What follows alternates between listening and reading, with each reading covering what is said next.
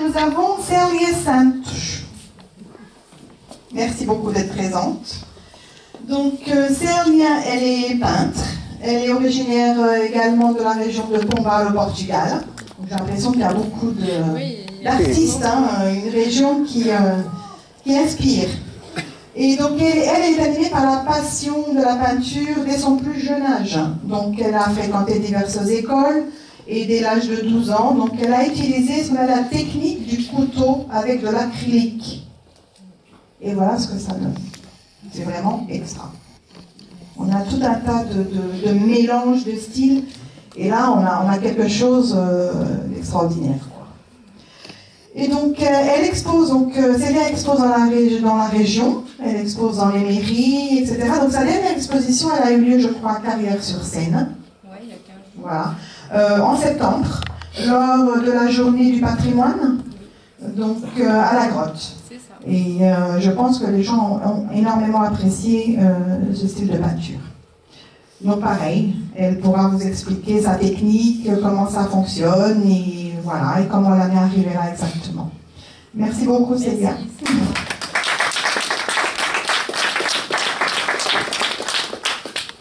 Et à côté de Célia, nous avons Raymond Véricel, dit Ray Véry. Voilà, donc il y a un nom d'artiste. Monsieur Ray Véry, donc il a déjà 70 ans passés.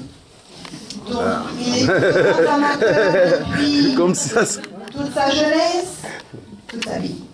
Oui, on va dire. Donc il est amoureux de la nature, des paysages, de la flore et de la faune, on le voit. Il est donc principalement par contre orienté vers la photo animalière. Voilà. Il parcourt les forêts, les étangs, les parcs, les bords de Seine, les parcs animaliers, et d'où il tire son inspiration. Du petit avec de la macrographie aux animaux les plus grands comme le cerf, donc il photographie tout. Vous avez le papillon, vous avez le cerf, donc n'importe quel animal lui vaut son inspiration. Donc son but est de présenter, donc, de photographier et de présenter le sujet dans son élément. Avec, dans la mesure du possible, une expression agréable, réelle, voire même avec un certain humour et grâce, dit-il. Et en plus, donc ce monsieur, il est un fervent admirateur un défenseur des animaux, donc on peut le voir. Et il est également donc, bénévole au refuge SPA d'Orgeval dans les Yvelines. Et si vous voulez donc participer donc, à une collecte de dons et de fonds, eh bien il se propose pendant ces 3 jours de mettre à disposition une cagnotte, donc où tout le monde pourra participer et aider à protéger les animaux, tout simplement. Merci beaucoup, Raymond.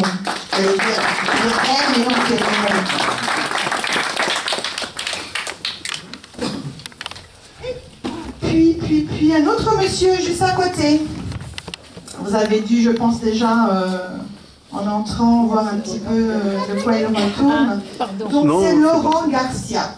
Donc monsieur Laurent Garcia qui est là, et donc c'est un professionnel, c'est-à-dire qu'il vit de ce qu'il présente ici devant vous. Donc Laurent Garcia Carillon, passionné par l'aquariophilie. J'ai du mal à le lire. Aquariophilie. C'est bien ça? Donc, il s'y est initié il y a 3 ans à l'aquascaping, c'est ça? Aquascaping. Donc, c'est considéré comme la filière artistique de l'aquariophilie. Donc, c'est un dérivé de l'aquariophilie. Donc, qui est une discipline qui est très peu connue en France et qui consiste à créer des paysages naturels dans des aquariums. C'est phénoménal. Hein.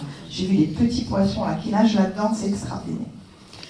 Et donc il est plusieurs fois distingué pour ses travaux, avec notamment une place de 28e au niveau mondial au concours de l'IAPLC 2017, organisé au Japon. C'est quoi? Excusez-moi, l'IAPLC. L'IAPLC, c'est un concours mondial, donc reconnu comme les championnats du monde, où on envoie une photo, c'est cette photo que j'ai envoyée, de nos travaux en fait, qui sont jugés par Quelques 1000 participants tous les ans. Je pense qu'on a eu un reportage, je crois, une fois dans un journal télévisé. Et donc, voilà, je suis il a créé sa société Aquarilis donc en 2016 et propose ainsi son savoir-faire dans le domaine du design aquatique. Voilà, très beau design. Aujourd'hui référent en France et en Europe, Aquarilis est suivi par près de 10 000 abonnés sur YouTube et autant sur Facebook. Donc des décors sur mesure, des contrats d'entretien, des formations à l'aquascaping, expositions et showcase. Voilà, qu'est-ce que c'est en anglais et on peut retrouver tout le travail de Laurent sur le site aquarilis.fr. Franchement, je pense que ça vaut le détour, comme tous, mais on n'est pas très habitué à ce genre de travaux. Et c'est tout simplement génial de reproduire des miniatures comme ça. Merci beaucoup, Laurent.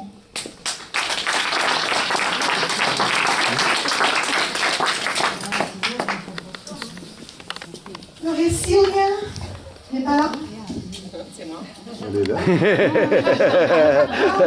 Je suis désolée, hein, parce que je cherche toujours Sylvia. Voilà, donc Sylvia, parfait. Donc Sylvia, elle a déjà exposé avec nous, je crois, en 2011. Elle connaît diverses techniques de peinture. Elle expose au Salon des Arts locaux de Houille, dans l'atelier. Donc je crois qu'elle est comme professeure Anne-Christine Bellstein. Voilà. Et donc elle expose beaucoup dans son atelier. Elle est brodeuse de métier et elle a fait partie des petites mains. C'est bon, donc des petites mains en broderie fine pour les plus grands couturiers parisiens. Si j'ai bonne souvenir. Donc Sylvia. Voilà. Merci beaucoup d'être parmi nous. Elle est également sur la ville de Houille, en tant que commerçante. Et voilà, donc on a énormément de plaisir à l'avoir avec nous ce soir. Merci beaucoup.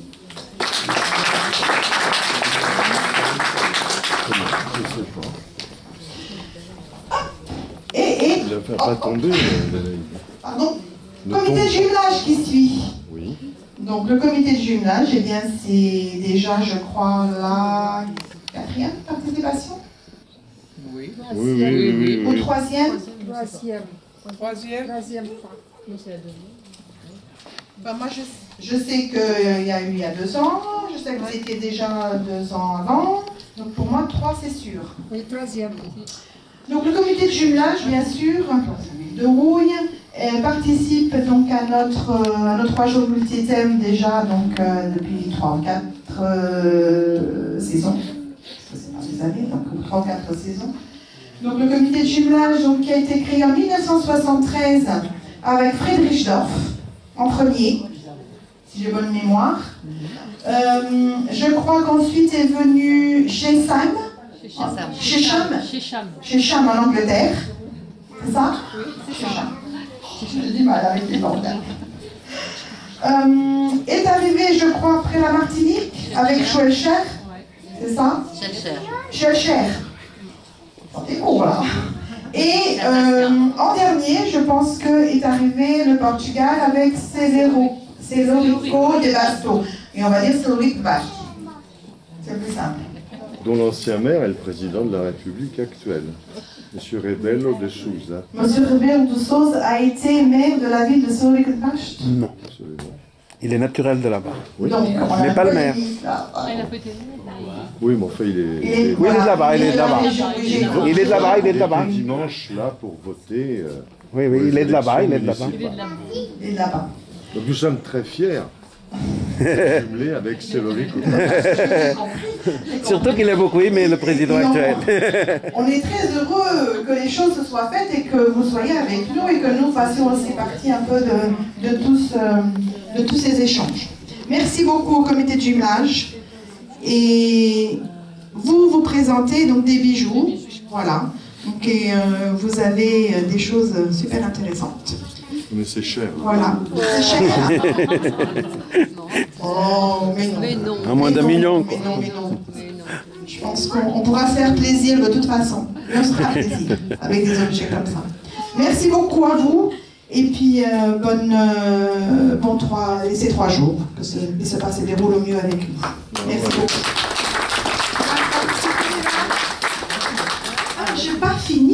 j'ai pas fini, Odette. Elle est pressée, Il y hein. a Salvador. Je suis là pour vous Non, mais il surveiller. veut le fado. Il est venu Si pour vous le ne travaillez fado. pas bien, je vous mets dehors. Oh là là. Oui, voyez. Et puis nous, ce côté artistique, après on passera à un autre type, eh bien on va le terminer avec une personne qui n'a pas l'habitude d'exposer en public, qui vend beaucoup de ses tableaux, mais à des particuliers, qui voyage beaucoup. Il en a vendu sur les États-Unis, il en a vendu au Brésil. Donc c'est Monsieur David Salvador, donc, qui peint donc d'une peinture abstraite. C'est de l'abstrait. Toutes les couleurs, ils sont représentés. Alors, David, c'est un artisan cordonnier dans la ville de Sartrouville, implanté depuis plus de 30 ans. Donc c'est un très ancien artisan et cordonnier de la ville. Donc, il m'a expliqué un petit peu qu'un jour, il a toujours aimé peindre, hein, des gribouillis en tant qu'enfant, et un jour il avait un appartement à décorer et il voulait le faire avec des choses qu'il faisait lui-même. Et donc à partir de là est arrivée sa passion pour la peinture abstraite, d'où ce mélange de couleurs, et bien pour égayer un peu son appartement, et depuis il n'a jamais arrêté. Donc il expose dans sa boutique à Sartrouville, et donc si vous voulez aller le voir, il a des tableaux, il a plusieurs œuvres dans sa boutique. Donc merci à David qui n'est pas là ce soir pour raison de santé, mais aussi parce qu'il était dans l'obligation de tenir sa boutique ouverte, mais sera présent avec nous demain, voire après-demain également. Merci beaucoup, on peut l'applaudir même s'il n'est pas là. Hein. Et je vais passer la relève à la partie donc écriture qui va être présentée après par Manuel do Nascimento. Mais avant, j'ai voulu, excusez-moi, parce que je vais me mettre le dos à vous, parce que j'ai besoin de présenter quelqu'un qui prend beaucoup d'espace, n'est-ce pas? Qui est Manuel Jorge Pereira. Donc il y a sa petite fille dans les bras. Donc voilà, Monsieur Jorge Pereira. Manuel Pereira.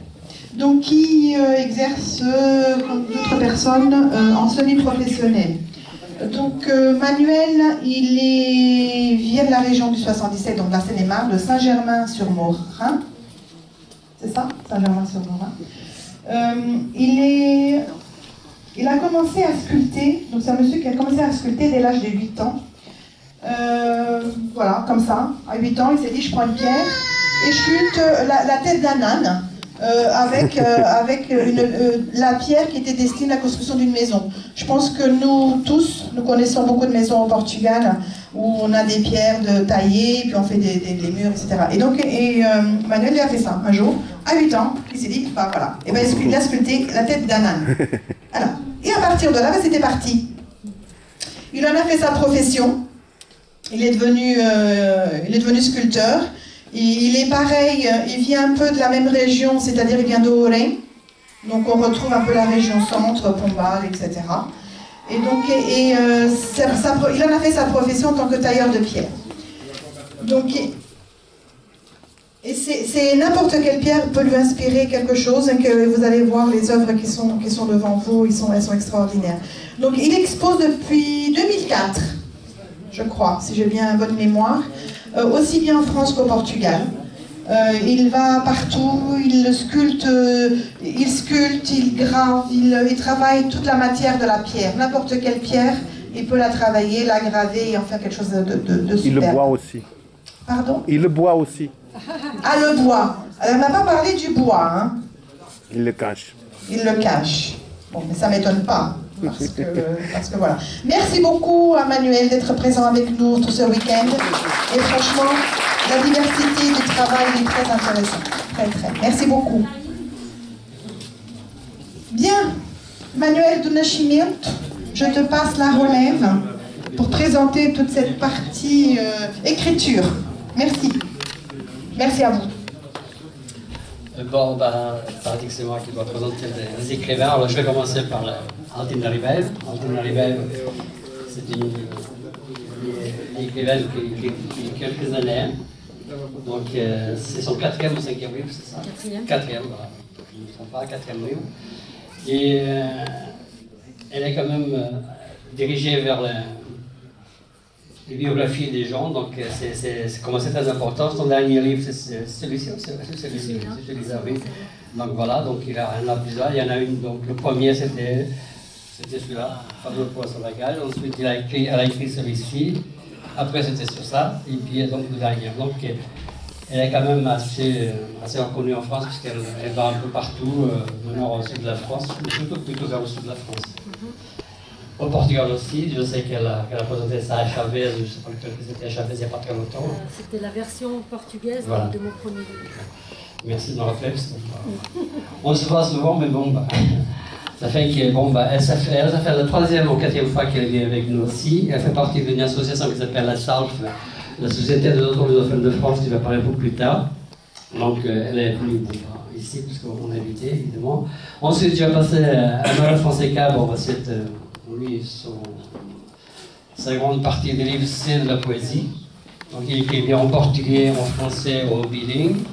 Il a écrit aussi une trilogie aussi à 3 personnes, donc il n'y a pas très longtemps, je crois il y a 3 ans.